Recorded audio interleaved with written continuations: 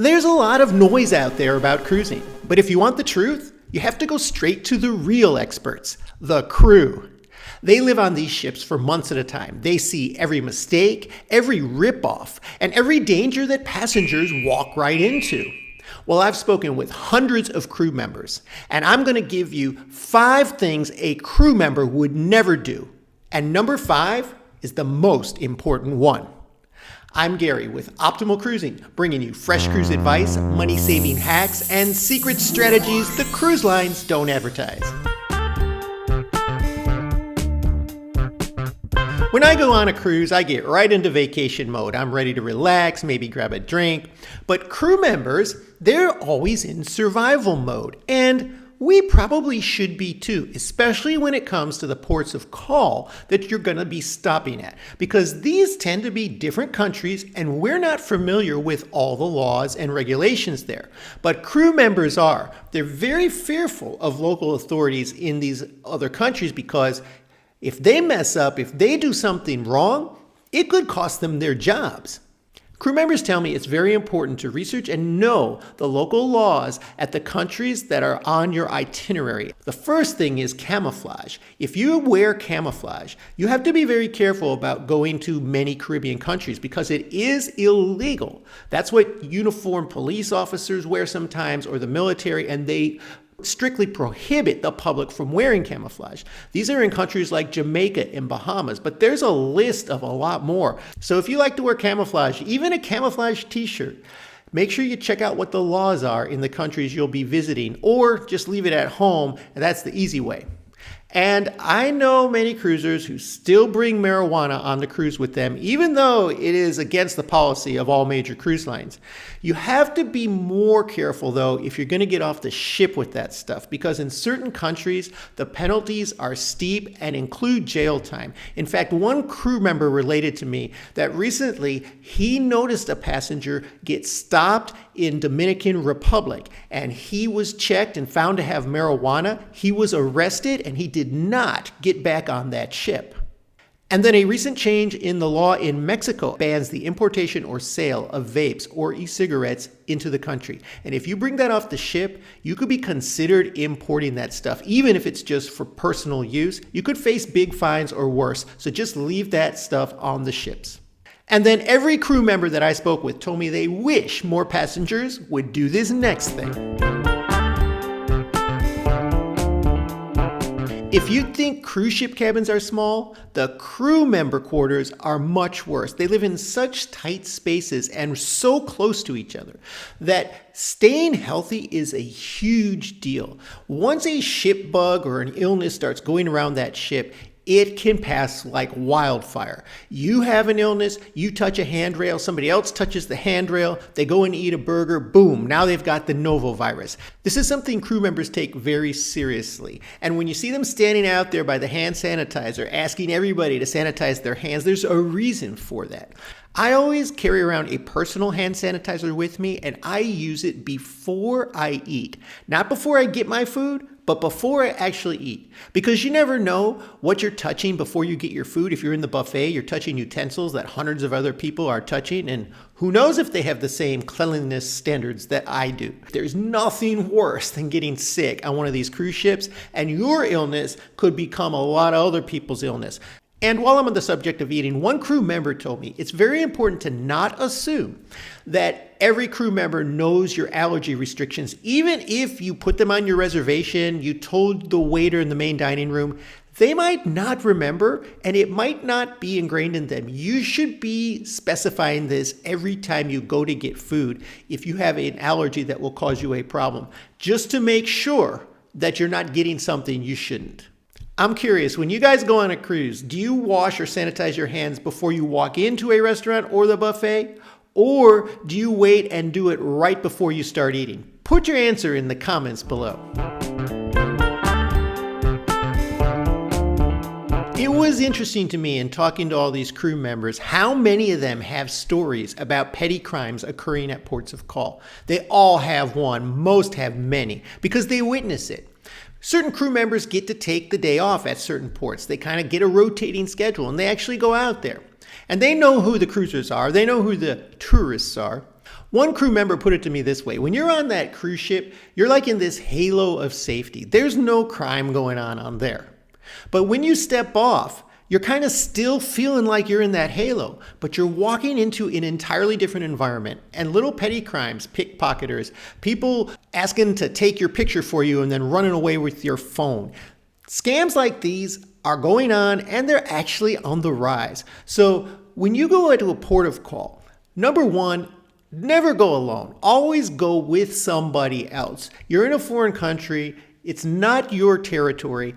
Don't be caught off guard alone. It's easier to be taken advantage of if you're solo. Even if you're cruising solo, find another solo cruiser to go do something with, or do an excursion where you're going to be in a group anyway. One crew member told me that she's been at these ports so many times, there's not a lot that she really wants to do there, even when she has some free time. But sometimes she does want to go to a local store or like a Walmart type store and get some things and bring it back to the ship. But even for that, she won't go alone, because she's seen too many things happen in some of these countries. And if you are spotted as a tourist or even a crew member, you're sort of seen as a mark. And this next thing goes right to the heart of those real cruise experts.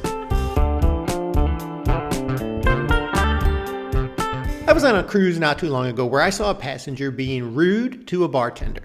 And it made me wonder why people would be rude to the very people that are serving us.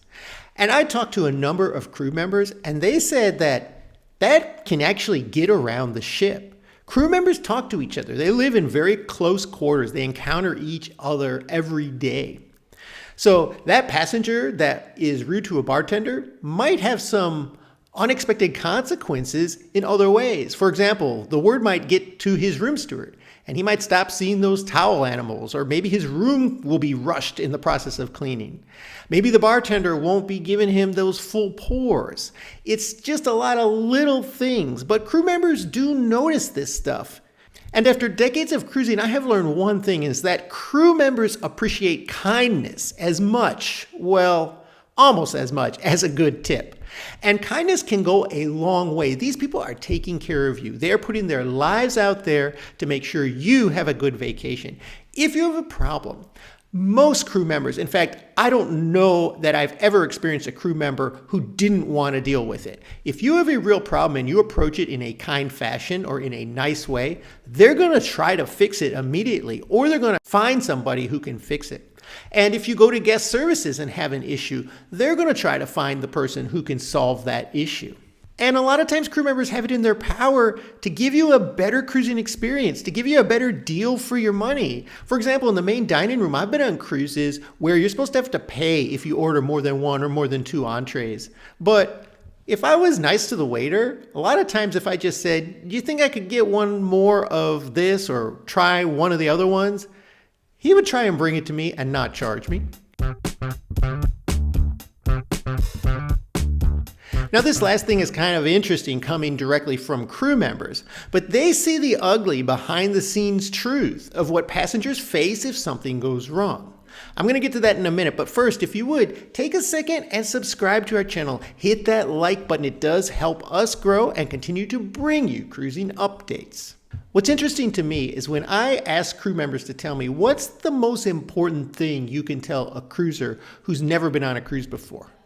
And 7 out of 10 of them said, don't go without travel insurance. And this is actually a great tip, but they're behind the scenes. They see how expensive medical is on the ship. And God forbid something happens to you in the middle of the ocean, they're very limited on what they can do for you. If it's a serious issue, they're going to need to medevac you off of that ship. And medevacs run at minimum $20,000. It can be in excess of $50,000 depending on the circumstance. So if you have proper travel insurance before you go, you avoid this headache altogether.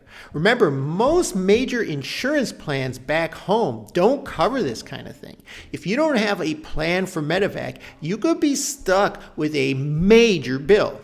Now, I have a link in my description below for one of the best cruise travel insurance companies out there. They cover all this stuff, and it's for a very small cost. Like, you might end up paying between $80 and $120 for your entire trip, depending on the length of it. And that way you have some peace of mind. And if you travel a lot, you can get a monthly or an annual plan that will just cover you all throughout the year, just like your regular health insurance, but specifically for medevac or for things that happen when you're outside the country when your regular insurance might not cover.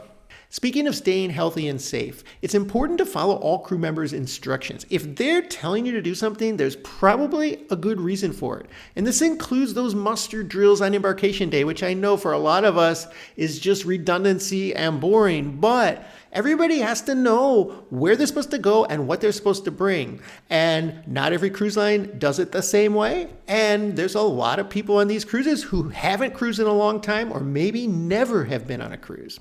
One of the worst things that crew members say they see passengers do is gamble with an emergency at sea. They either don't take safety things seriously or they don't have the proper coverages if something happens, because an emergency at sea is nothing like an emergency on land. There isn't an ambulance to come by and pick you up. There aren't 100 doctors within 20 miles. There is nothing but ocean surrounding you. And crew members have seen time and time again, unprepared passengers have serious consequences when situations arise. Now that you know what the real experts will never do on a cruise, there are a bunch of scams out there targeting us cruisers before we even step on board. I'll tell you how to avoid those right here.